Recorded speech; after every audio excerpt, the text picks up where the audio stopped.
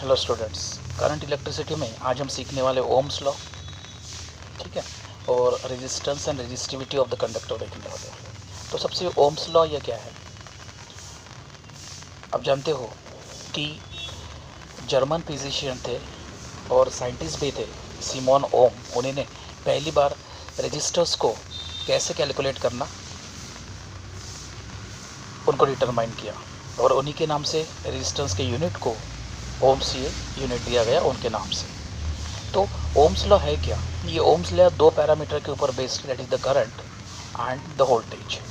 अगर कोई वायर है और उसमें से अगर हम करंट पास करते हैं तो हमेशा ये करंट जो है वो डायरेक्टली प्रोपोर्शनल होता है वोल्टेज के साथ में। अब directly proportional what it mean कि अगर एक क्वांटिटी बढ़ रही है तो दूसरी भी बढ़ती है, ये हुआ डायरेक्ट प्रोपोर्शंस, ठीक है। अगर करंट कम हो रहा है तो वोल्टेज भी कम होता है, इस तरह से ये रहेगा। तो उसका स्टेटमेंट क्या हुआ? A current flowing through the conductor which is directly proportional to the voltage provided that some physical condition remain constant। अब ये फिजिकल कंडीशन कौन सी है? ये सबसे इंपॉर्टेंट वर्ड है स्टूडेंट्स।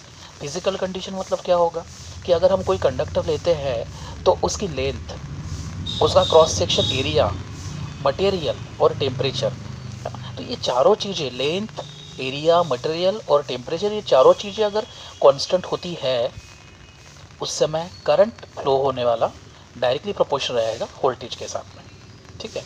तो I is directly proportional to V है, ये प्रोपोर्शनल साइन को अगर हम निकाल देते हैं तो वहाँ कांस्टेंट आ जाता है, that is the I is equal to K V, बराबर। तो ये जो प्रोपोर्शनलिटी कांस्टेंट है दैट इज 1/k हम बात करेंगे, तो वो जो 1/k है दैट इज द है रेजिस्टेंस, ठीक है। मतलब हमारा क्या होगा, v इज इक्वल टू, या फिर r into R is equal to V हो जाएगा, that means v is equal to I R, ठीक है। तो ये जो लॉ है जिसको ओम्स लॉ कहा जाता है, और R इज द रेजिस्टेंस है जिसका यूनिट होता है ओम, तो हमें R is equal to V upon I मिलेगा, ठीक है। अगर हम बात करें 1 ओम्स की तो क्या होगा, 1 वोल्ट अपॉन 1 एम्पियर, क्योंकि वोल्टेज का यूनिट होता है वोल्ट और एम्पियर का यूनिट होता है करंट, है ना। करंट का यूनिट होता है एम्पियर, तो ये क्या होगा, 1 ohms is equal to 1 volt upon 1 ampere. तो हम बोलेंगे कि if 1 ampere current flow through the conductor when the 1 volt potential difference is applied between its end, then the resistance of the conductor is 1 ohm, ठीक है। उसके बाद है resistance and resistivity of the conductor. हमने previous class में, lecture में हमने देखा था कि एक कंडक्टर हमने लिया था, ठीक है। उसमें वायर में देखे थे कि बहुत सारे फ्री इलेक्ट्रॉन्स होते हैं, और एज सून एज जैसे हम उसको बैटरी के साथ कनेक्टेड करते हैं तो वो एक सेम मोशन में फ्लो होना स्टार्ट हो जाता है, ठीक है। तो ये current, flow of electrons is nothing but the है करंट। लेकिन करंट्स को अपोज करने के लिए जो इस्तेमाल होता है दैट इज द रेजिस्टेंस है, ओके। तो करंट को अपोज करना मतलब, मान लीजिए कई बार करंट बहुत ज़्यादा फ्लो हो जाता है, उसको कम करना है, उसको रोकना है, तो रेजिस्टेंस का इस्तेमाल किया जाता है, ओके। तो वो क्या करते हैं, जो फ्लो ऑफ इलेक्ट्रॉन्स को अपोज करने का काम करते हैं, कोलिजन ड्यू टू द हाइंडेंस जिसे हम बोलेंगे, और उसको करंट को अपोज करने का जो काम करते हैं उन्हीं को ही रेजिस्टेंस ऑफ कंडक्टर कहा जाएगा। एक सिंपल अगर भाषा में बात करूँ कि अगर एक सीधा पाइप है तो पानी कैसे होगा, सीधा फ्लो हो जाएगा। वही पाइप अगर ऐसा टेढ़ा मेढ़ा है तो पानी फ्लो होने के लिए ज़्यादा समय लगेगा। यही चीज़ रेजिस्टेंस के साथ में होती है, ठीक है। रेजिस्टेंस के कारण जो करंट जो फ्लो होता है वो फ्लो होने में ज़्यादा समय लगता है, क्योंकि वो करंट को अपोज करने का काम करता है, ठीक है। तो हम तो जानते हैं कि करंट जो फ्लो होता है from negative potential to the positive potentials, है ना।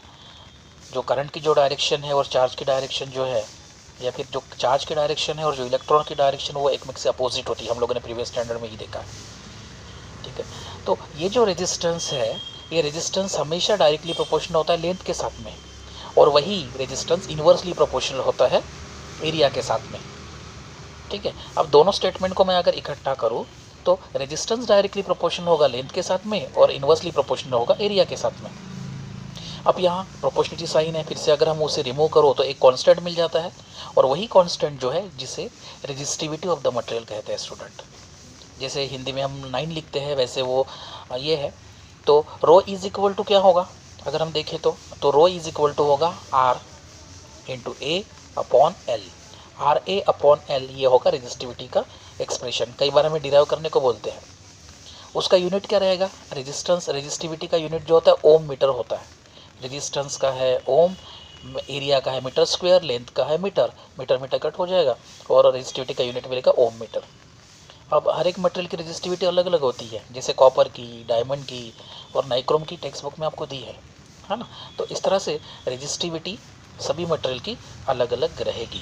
तो ये रेजिस्टेंस और रेजिस्टिविटी क्या होती है, ओम्स लॉ हम लोगों ने स्टडी किया और इसी के ऊपर हम कुछ न्यूमेरिकल्स देखेंगे सो दैट आपको कंसेप्ट और भी अच्छा हो जाएगा। हम लोग टेक्स्ट बुक 38 पे न्यूमेरिकल्स दिए हैं वो देखेंगे, है ना, सो दैट आपको ये समझ में आ जाएगा। फर्स्ट, सेकंड, थर्ड, फोर्थ और फिफ्थ हम न्यूमेरिकल करेंगे और फिर हम रुक जाएंगे। इसी के ऊपर बेस्ड है। न्यूमेरिकल्स में सबसे इंपॉर्टेंट है आपको क्या गिवन दिया है और क्या निकालना ये पता होना चाहिए, और उसके लिए बेस्ट एक टेक्निक है, उसका यूनिट देखो क्या है। अगर ओम्स है तो क्या रहेगा, रेजिस्टेंस है। अगर वी है तो वोल्टेज रहेगा, एम्पियर है तो करंट रहेगा। इस तरह से सिंपल हम बोल सकते हैं।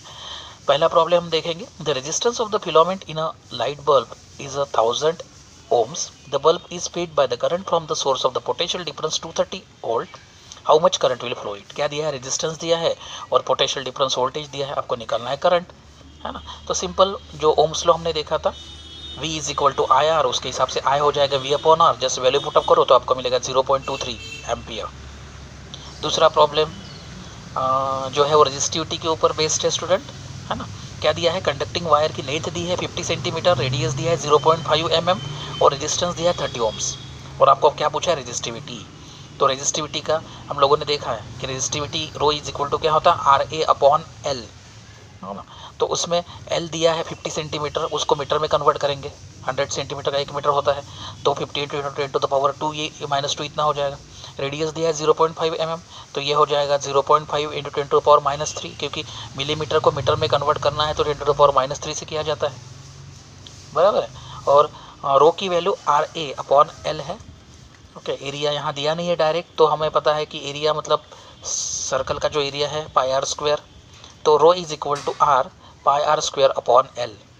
तो अभी सभी वैल्यू पता है, आर की वैल्यू पता है, पाई की वैल्यू 3.14 लेंगे हम, रेजिस्टेंस की वैल्यू है पता और एल भी पता है। तो जस्ट हम सब्स्टिट्यूट करेंगे और फाइनल आंसर मिलेगा आपको 4.71 × 10⁻⁵ न्यू ओम मीटर। ठीक है।